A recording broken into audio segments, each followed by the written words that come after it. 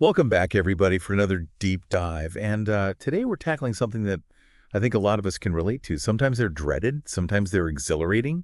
It's English phone calls. Oh, yeah. And you've sent over some really interesting material about this topic. I'm Yeah. excited to dig into it. Yeah, I'm excited too. I think this will be a fun one. Yeah, and you know what I think is so interesting about this is that most of us, we don't get any like training in how to have phone conversations, Yeah, right? right. It's just something that we kind of absorb, I guess, through Yeah, experience. yeah, we kind of learn by doing, but there's a real art to it, I think, especially when you think about all the nuances of language and how much we convey through tone of voice alone.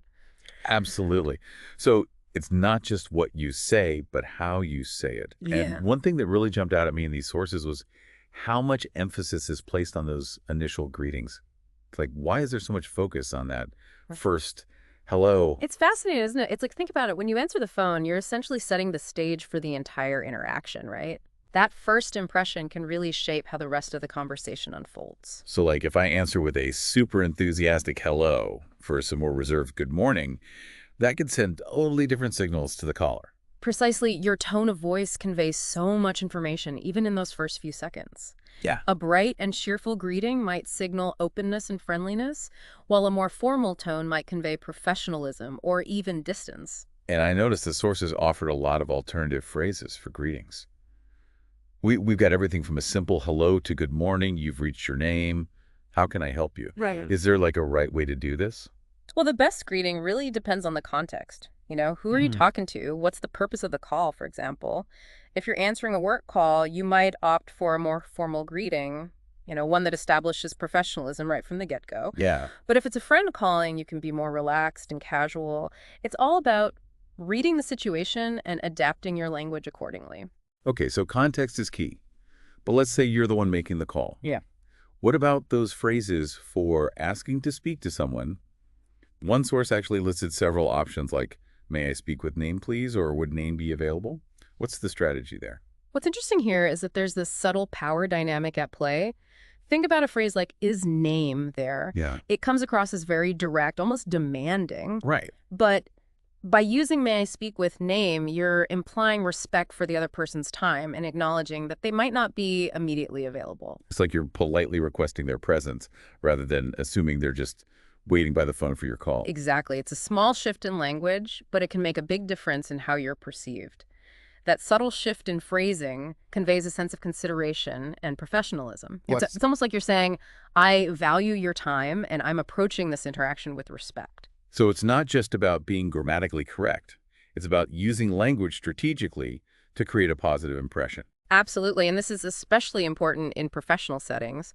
Think about a job interview conducted over the phone. Oh, yeah. The way you phrase your questions and responses can significantly impact the interviewer's perception of your communication skills and professionalism. Okay, so we've tackled greetings and asking for someone.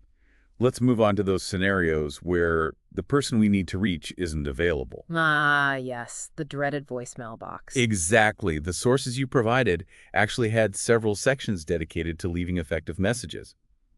I was surprised by how many different ways there are to say essentially the same thing. It might seem redundant, but there are actually very good reasons for having a variety of phrases at your disposal. You want to be able to adapt your message to the specific situation. So like if I'm calling to confirm an appointment, I might say something like, just calling to confirm our meeting tomorrow at 2 p.m. Yeah. But if it's more urgent, I might say, please give me a call back as soon as possible regarding, and then briefly state the reason. Precisely, you're tailoring your message to convey the appropriate level of urgency and importance. One thing that tripped me up was all the different ways to leave your phone number. I never realized how many variations there were. Right, and it's not just about getting the numbers right, it's also about clarity. Remember, the person on the other end might be jotting this down quickly. You want to make it easy for them to understand and transcribe your number correctly. So like instead of just rattling off 10 digits, I might say my number is area code, 3-digit prefix, 4-digit line number. That way it's broken down into manageable chunks. That's a great strategy. It reduces the cognitive load for the listener and helps avoid potential errors. The sources also emphasize the importance of speaking slowly and clearly when leaving a message. Why is that so crucial, especially if you're already breaking down your phone number like that? It's all about ensuring that your message is understood. Think about it. The person listening to your voicemail doesn't have the benefit of visual cues like facial expressions or body language. They're relying solely on your voice to decipher your message. So if I rush through my message or mumble my words, it increases the chances of miscommunication. Exactly. It's like playing a game of telephone where the message gets distorted with each retelling. By enunciating clearly and speaking at a moderate pace, you're minimizing the risk of your message getting lost in translation. Okay, so far we've covered greetings, asking for someone, and leaving messages. What else do we need to master to become phone call ninjas? Well, I think it's time we dive into the heart of the matter, the actual conversation itself. Here's where it gets really interesting. The sources provided a bunch of role-playing scenarios to practice different phone situations. Want to try a few? I'm game. Let's see what we can learn from these simulated conversations. Okay, so let's fire up those imaginary phones. What's the first scenario? All right, let's imagine you're calling a restaurant to make a reservation, and I'll be the friendly host on the other end of the line. Ring, ring. Good evening. I'd like to make a reservation for 4 people on Friday the 14th, if possible. Certainly. And what time were you hoping for? We're pretty flexible, but sometime around 7 p.m. would be ideal. Is that a busy time for you? Oh, that's smart. Checking on their availability instead of just demanding a specific time. I like it. Well, it never hurts to be a little considerate, right? Especially when you're asking for a favor. Absolutely. Okay, so let's say they don't have anything open at your ideal time. How do you navigate that gracefully? Well, I definitely wouldn't want to settle for a time that doesn't work for us. I might say something like, okay, no problem. What other times might be available around then? That's great because you're keeping the conversation open, and Yeah. exploring other options. It shows you're flexible and willing to work with them. Exactly. And if they really don't have anything that fits our schedule, I can always thank them for their time and try another restaurant. Okay, so let's say they found a table for you. You're all set. What's your go-to phrase to wrap things up? I'd probably say something like, fantastic. Thank you so much for your help. We look forward to seeing you on Friday. Perfect. So you've covered greetings, asking for someone, leaving messages, and now gracefully navigating a reservation scenario. What I find so interesting is that in each of these situations, you've managed to strike that perfect balance between being polite and assertive. It's a skill that definitely takes practice, but I think it's essential for effective communication, especially on the phone where you don't have those visual cues to rely on. Speaking of practice, one of the sources had this whole section about building fluency and confidence. And what really jumped out at me was the emphasis on shadowing. Have you ever tried that technique? Oh, absolutely. Shadowing is a fantastic way to improve your pronunciation and fluency. It's like having a conversation with a native speaker, even if they're not physically present.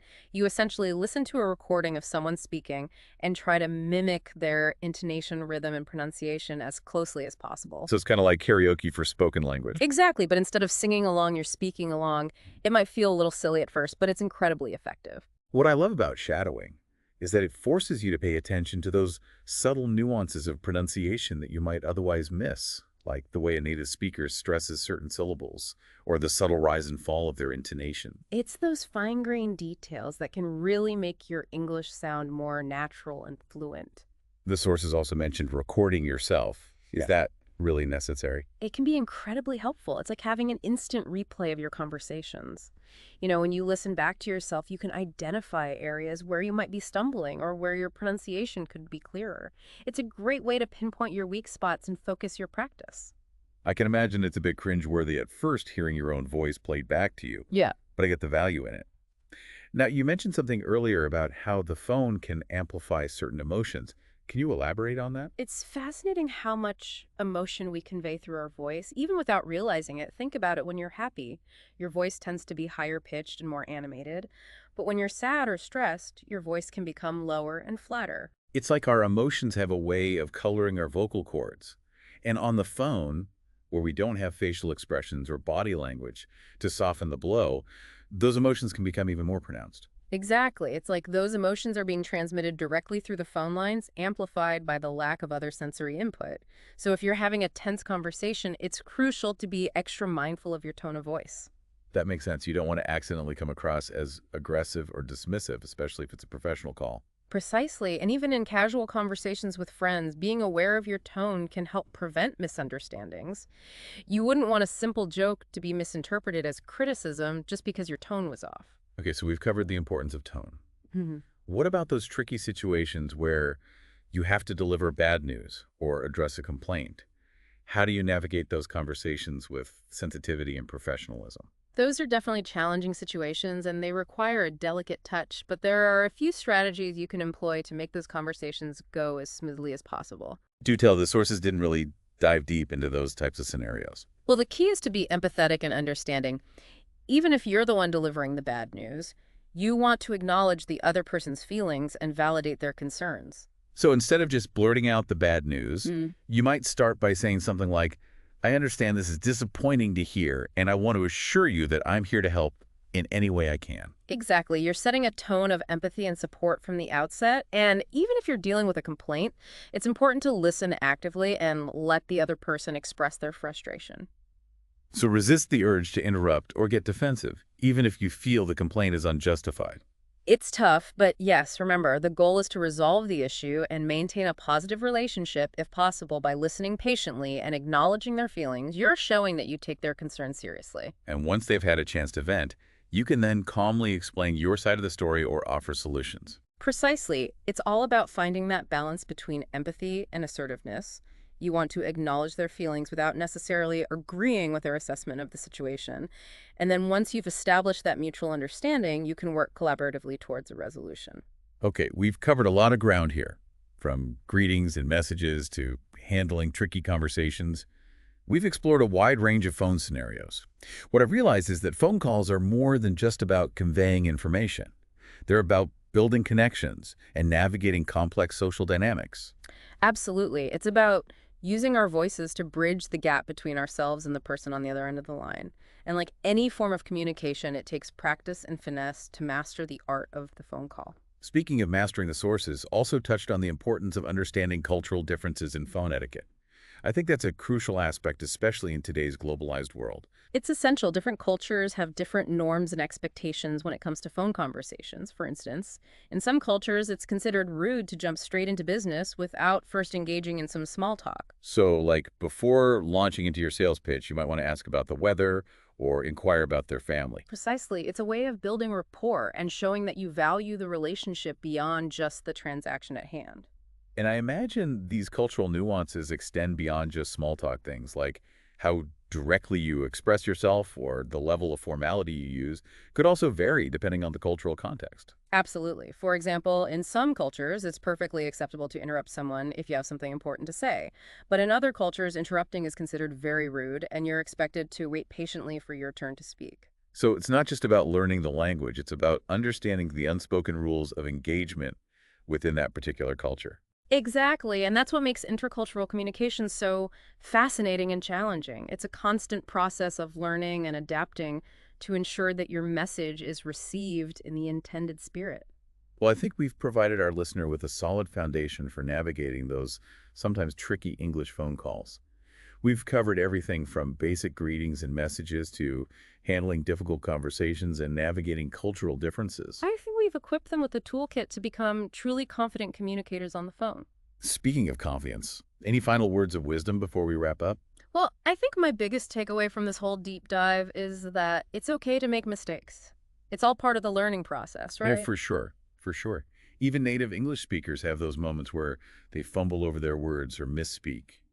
It's human nature. Right, and I imagine those little slip-ups become even more common when you're nervous or under pressure. Oh, yeah, absolutely. Our brains have a way of short-circuiting when we're feeling anxious, and that can definitely affect our ability to, speak fluently. So what advice would you give to our listener who might be feeling a little intimidated by the prospect of making phone calls in English? I'd say start small. Don't try to tackle those high-stakes calls right away. Maybe start by calling a customer service line just to practice navigating an automated menu or inquiring about a product. That's a great idea. It's a low-pressure environment where you can practice those basic phrases and get comfortable with the flow of a phone conversation. Exactly, and as you gain confidence, you can gradually work your way up to more challenging calls. Maybe try calling a friend who speaks English, or even booking an appointment online to practice those real-life scenarios. And if you stumble over your words or make a mistake, don't beat yourself up about it. Just laugh it off and keep going. The important thing is to keep practicing and not let those little hiccups discourage you. The more you expose yourself to the language, the more natural and confident you'll become. Well, I think we've covered just about everything there is to know about mastering English phone calls, at least for now. We've certainly given our listener a lot to think about and a whole toolkit of strategies to practice. So to wrap things up, I have a little challenge for our listener. Next time you're about to make a phone call in English, take a moment to pause and consider the context. Who are you calling? What's the purpose of the call, and what kind of tone do you want to convey? And as you're having the conversation, pay attention to the other person's cues. Are they speaking formally or informally? Are they being direct or indirect? Try to mirror their style to create a sense of rapport and understanding. And most importantly, don't be afraid to make mistakes. Embrace those little slip-ups as opportunities to learn and grow. Well said on that note. It's time for us to hang up this deep dive. Thanks for joining us on this linguistic adventure. It's been a pleasure. Until next time, happy calling.